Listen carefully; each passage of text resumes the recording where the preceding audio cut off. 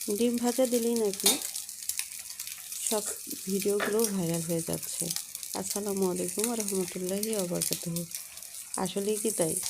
আপনি যদি চিন্তা করেন যে ডিম ভাজা দিলেই ফর ইউতে চলে যাবে, আপনার চ্যানেলটি অনেক বেশি গ্রো করবে, তাহলে সেটি কিন্তু আমাদের প্রত্যেকেরই একটা লক্ষ্য থাকে।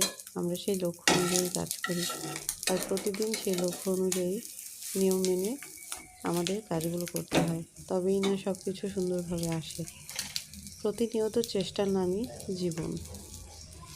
গুছিয়ে চলা, নিয়ম নিয়ম করে সব কিছু কাজ করা, একটা সুশৃঙ্খল জীবনই পারে সব কিছু এনে দিতে।